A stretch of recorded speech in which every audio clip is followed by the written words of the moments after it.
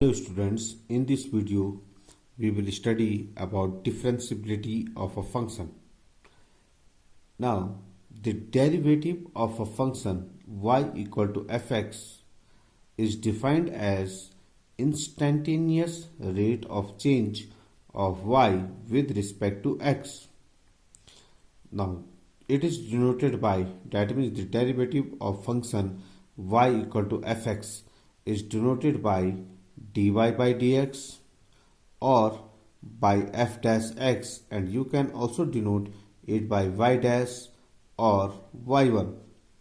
Now, and this dy by dx is given by limit h tends to 0, that means dy by dx means derivative of y with respect to x is given by limit h tends to 0 fx plus h minus fx upon h. Now, existence of derivative at any given point. Suppose at point C, or you can say the derivative or a function is differentiable at point C if left hand derivative of the function at point C is equal to the right hand derivative at point C. Now this left hand derivative of a function fx can also be written as L f dash c, and that is equal to limit h tends to 0 fc minus h minus fc upon minus h, and the right hand derivative can also be written as r, you can say r f dash c, that means right hand derivative of fx at c, x equal to c, is equal to limit upon h tends to 0 fc plus h minus fc upon h. Now let us talk about some rules of derivative. Now first one is u plus minus v dash, that means derivative of the function u plus or minus v will be given by derivative of u plus minus derivative of v, or in another language we can say if there are two functions, one is fx and another one is gx, then the derivative of their sum or difference is given by derivative of the function fx sum or difference of derivative of the function gx.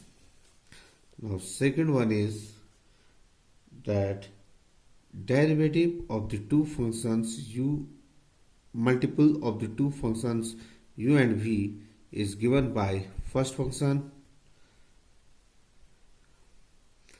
into derivative of second function plus second function into derivative of first function.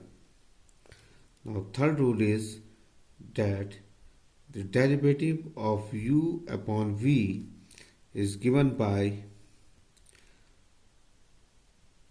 v derivative of u minus u derivative of v upon square of v. And another language, this second rule can be written as if the functions are gx, or you can say fx and gx, then derivative of their multiple will be equal to first function, that was fx, into derivative of second function. So derivative of gx can be written as g dash x plus second function, that was gx, into derivative of first function. And this third law in terms of gx and hx can be written as if gx and hx are two functions, then derivative of gx upon hx is given by hx derivative of gx minus gx derivative of hx whole upon square of hx. Now before the exercise 5.2, let us recall some derivatives which we have done in class 11th. Now first I am taking the trigonometric functions. Now derivative d by dx, that is derivative of sin x, is equal to cos x. Now second one is derivative of cos x now is equal to minus sin x. Third one, derivative of tan x is given by or is equal to sec square x. Fourth one is derivative of cot x is equal to minus cosec square x. Derivative of sec x is equal to sec x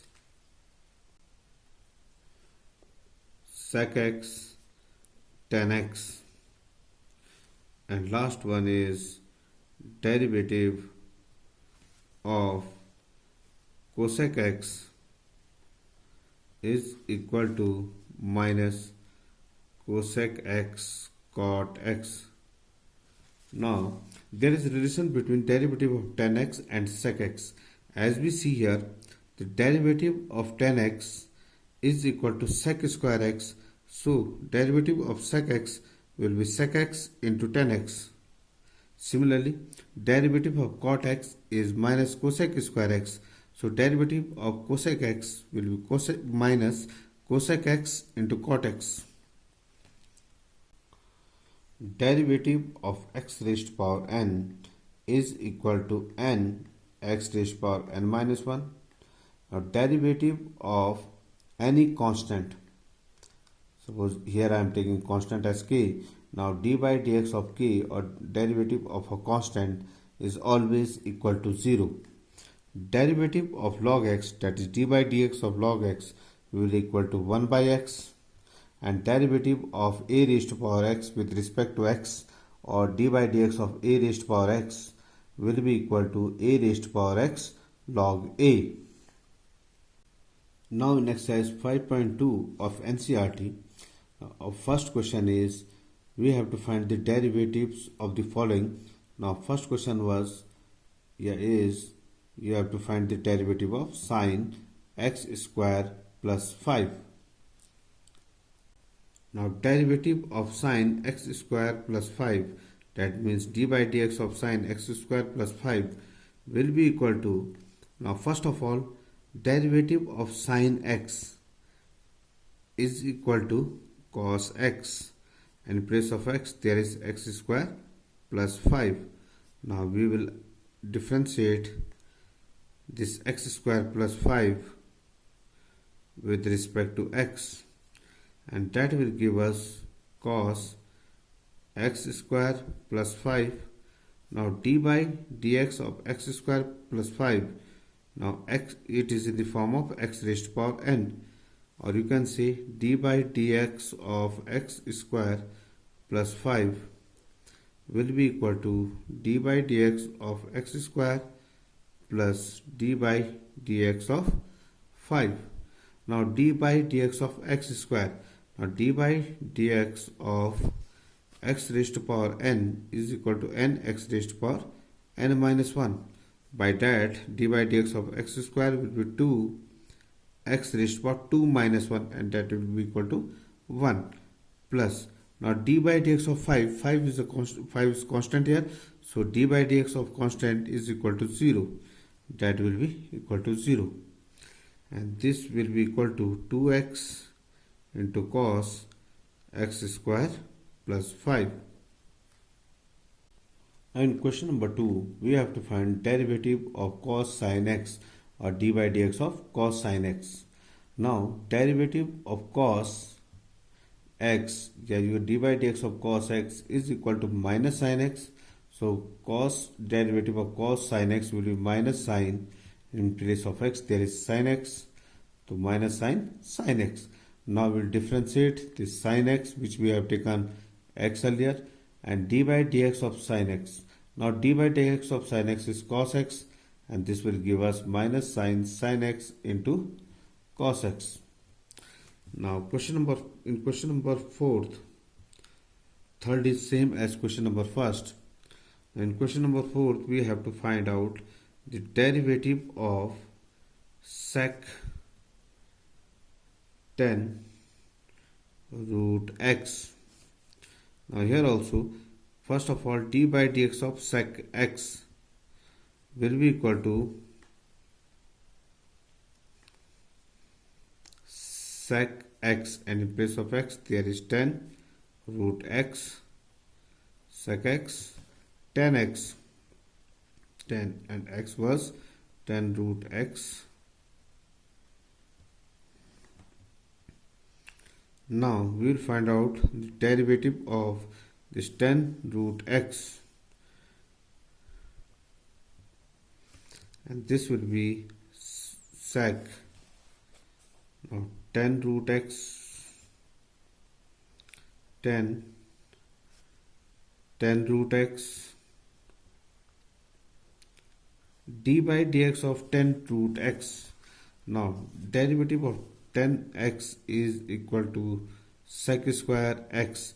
In place of x there is root x here, so we will again differentiate this root x by x, with respect to x, and this will give us sec 10 root x 10 root x, this sec square root x into, now d by dx of root x. Now this root x can be written as x raised to power 1 by 2, and d by dx of x raised to power 1 by 2 will be equal to 1 by 2 x raised to power 1 by 2 minus 1. As we know, d by dx of x raised to power n is equal to n x raised to power n minus 1, and here n is 1 by 2. Now 1 by 2 x raised to power 1 by 2 minus 1 will be equal to minus 1 by 2, and this minus 1 by 2 can be written as 1 upon x raised to power 1 by 2, and this will give us 1 upon 2 root x. So d by dx of root x will be 1 upon 2 root x, and this is our answer.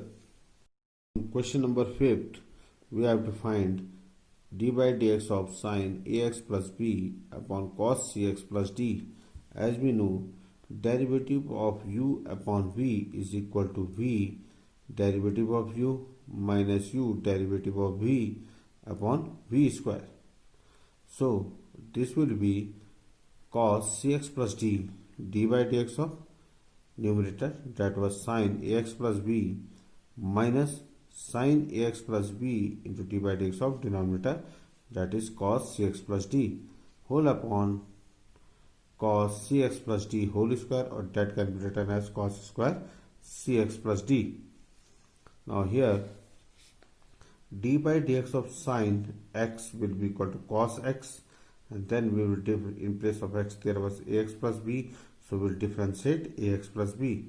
Now minus sin ax plus b, d by dx of cos cx plus d is equal to minus sin cx plus d.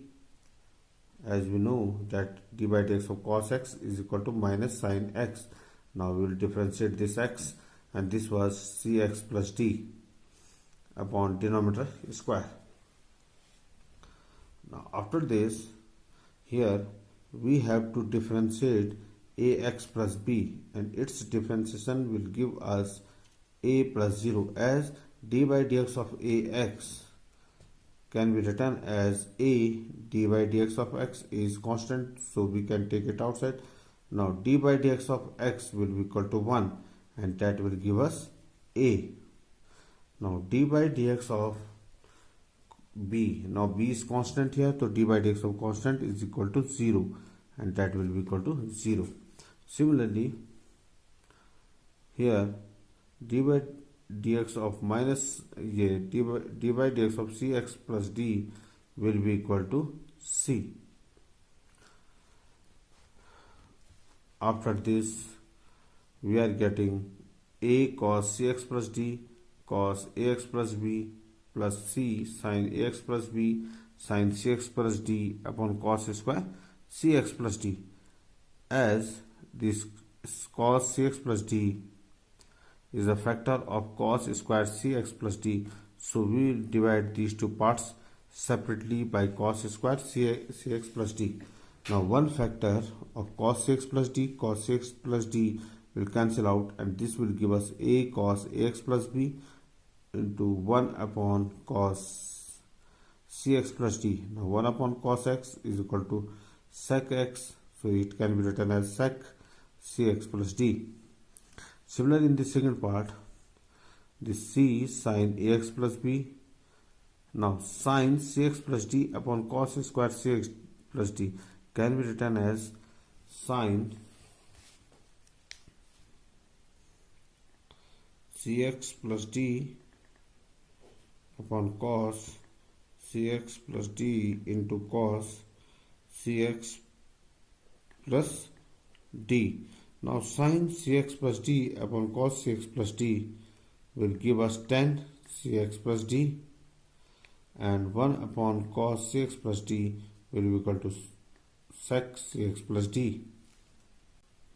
In question number 6, we have to find d by dx of cos x cube into sin square x to the power 5. As we know that derivative of u into v is equal to u derivative of v plus v derivative of u. So this will be equal to cos x cube into d by dx of sin square x to the power 5 plus sin square x to the power 5 into d by dx of cos x cube. Now sin square x to the power 5 can be written as sin x to the power 5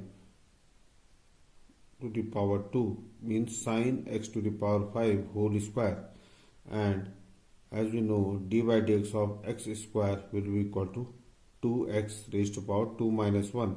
So this will be 2 into sin x raised to power 5 raised to power 2 minus 1 into d by dx of sin x to the power 5, as here we have taken sin x to the power 5 as x.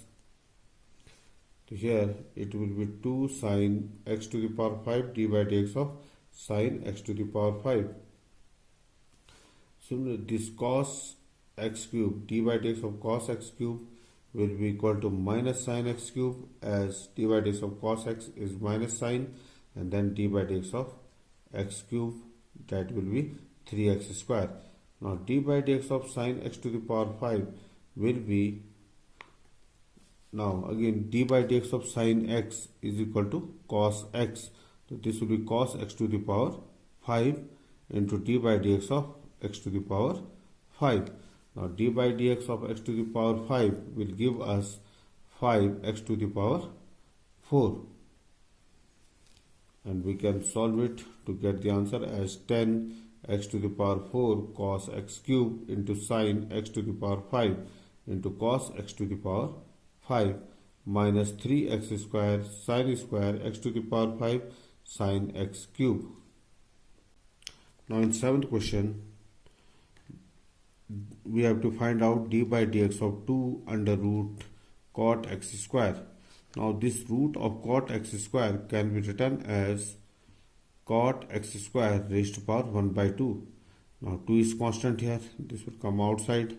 Now d by dx of x raised to power 1 by 2 is 1 by 2 x raised to power 1 by 2 minus 1, and in place of x there is cot x square, So we will differentiate cot x square. Now this will 2 will cancel out, and this will give us cot x square raised to power 1 by 2. Now d by dx of cot x is minus cosec square x. So d by dx of cot x square will give us minus cosec square x square. And again we will differentiate x square with respect to x, and that will give us 2x. Now cot x square raised to power minus 1 upon 2 can be written as 1 upon under root cot x square into minus cosec square x square will give us minus cosec square x square upon under root cot x square into d by dx of x square, and that was equal to 2x. So this will be minus 2x cosec square x square upon under root cot x square. In question number 8, we have to differentiate cot root x with respect to x. That means we have to find out d by dx of cos root x. Now d by dx of cos x is minus sin x. So d by dx of cos root x will be equal to minus sin root x into d by dx of root x. Now root x can be written as x raised to power 1 by 2, and derivative of x raised to power n is n x raised to power n minus 1. So d by dx of x raised to power 1 by 2 will be equal to 1 by 2 x raised to power 1 by 2 minus 1. Now this is derivative of x raised to power n. Now x raised to power 1 by 2 minus 1 will give us root x raised to power minus 1 by 2, and this can be written as 1 upon root x. So our answer is 1 upon 2 root x sin root x. In question number 8, we have to prove that the function fx is not differentiable at x equal to 1. Now fx is equal to mod of x minus 1, where x belongs to real number. This is the function given to us, and we have to prove that it is not differentiable at x equal to 1. So in order to prove that in order to see whether it is differentiable at x equal to 1 or not, first of all we will find out the left hand derivative and right hand derivative at x equal to 1.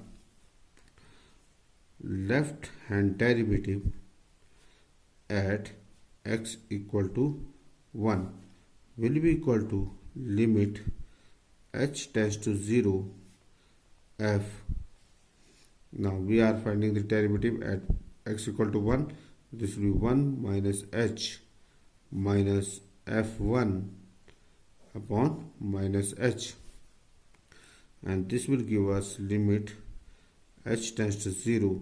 Now f1 minus h, in place of x in fx we will take x as 1 minus h.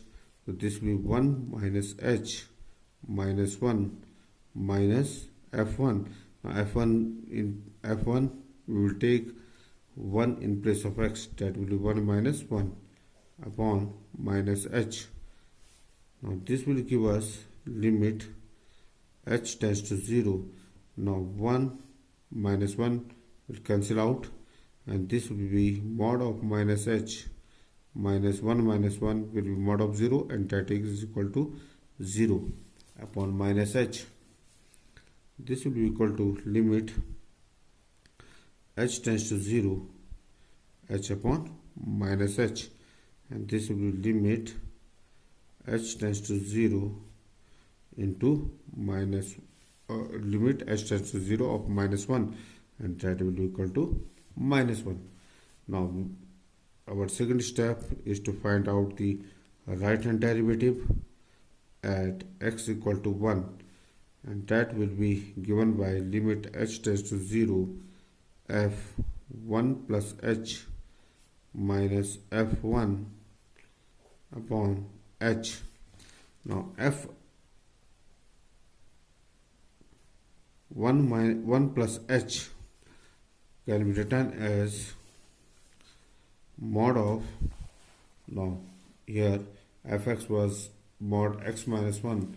So this will be 1 plus h minus 1. Now in place of x we will take 1 plus h in fx minus f1, and upon will be mod of 1 minus 1 upon h, and this will give us limit h tends to 0, 1 will cancel out, and h minus 0 mod h minus 0 upon h, and we can say that mod h will be equal to h, and that will be h upon h. This will be equal to limit h tends to 0 into 1, and that will be equal to 1. Now as here left hand derivative at x equal to 1 was minus 1 and right hand derivative was equal to 1. So here we can see that left hand derivative at x equal to 1, left hand derivative is not equal to right hand derivative. Thus f is not differentiable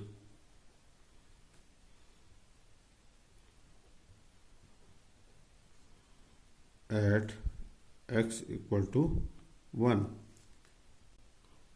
Now in question number 10, prove that the greatest integer function defined by fx equal to greatest integer less than x is not differentiable at x equal to 1 and x equal to 2.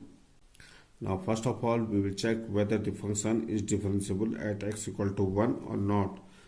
So at x equal to 1, left hand derivative will be equal to limit h tends to 0 f1 minus h minus f1 upon minus h, and this will be limit h tends to 0 f1 minus h.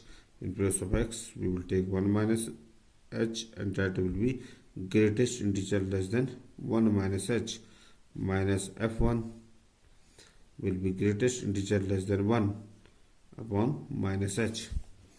Now greatest integer less than 1 minus h, less than 1 minus h. As we know that 1 minus h will be something like 0.9 or will be less than 1. Now greatest integer less than 1 will be equal to 0, or you can say that will be 1 minus 1. So this will be 1 greatest integer less than minus h will be equal to 0. Now we can also understand it by number line. Now there is 1 and h is some distance here which is very small, and this point is 1 minus h. Now here the point will be 0. Now greatest integer less than 1 minus h will be equal to 0 minus 1. Now greatest integer less than 1 is 1 upon minus h, and that will give us limit h tends to 0 1 upon h, and we can say that on putting the value of h as 0 we will get it as 1 upon 0, and 1 upon 0 is not defined. Now right hand limit h tends to 0 f1 plus h minus f1 upon h, and this will be limit h tends to 0 f1 plus h will be greatest integer less than 1 plus h minus f1 means greatest integer less than 1 upon h. Now here if this point is 1 and this is short distance h, and here this point is 1 plus h, now greatest integer less than 1 plus h will be equal to 1, as here greatest integer less than minus 1 minus h was 0. So this will be limit h tends to 0. Now greatest integer less than 1 plus h will be 1 minus 1 upon h, that will be equal to 0. 1 minus 1 is 0 and 0 upon h will be equal to 0. Here we see that the at x equal to 1, left hand derivative is not equal to right hand derivative. So the function is not differentiable at x equal to 1. Now we also have to check the differentiability of the function at x equal to 2. Now at x equal to 2, left hand derivative will be equal to limit h tends to 0 f2 minus h minus f2 upon minus h. Now f2 minus h will be greatest integer less than 2 minus h, and f2 will be greatest integer less than 2. Now greatest integer less than 2 minus h, so this one is 0.2, and here a small distance h I am taking, and this point will be 2 minus h. Now this integer was 2, the previous integer would have been 1. Now greatest integer less than 2 minus h will be equal to 1. So we will get 1 minus, and greatest integer less than 2 will be 2, as 2 is a integer, and 1 minus 2 will give us minus 1, and on putting the value of h as 0 we will get 1 upon 0, which is not defined. Again, right hand derivative at x equal to 2 will be limit h tends to 0 f2 plus h minus f2 upon h. Now that will be equal to greatest integer less than 2 plus h minus 2 upon h. Now greater integer less than 2 plus h, suppose here it is 2 and a small distance h is taken such that this point is 2 plus h. Now greatest integer less than 2 plus h will be 2. So that will be 2 minus greatest integer less than will be 2. 2 minus 2 will be 0. That will be 0 upon h. Now 0 upon h will be equal to 0, and limit h tends, that will give us limit h tends to 0 to 0. Now that will give us the answer as 0. As we see here, left hand derivative is not equal to right hand derivative at x equal to 2. So the function f not differentiable at x equal to 2. Thank you.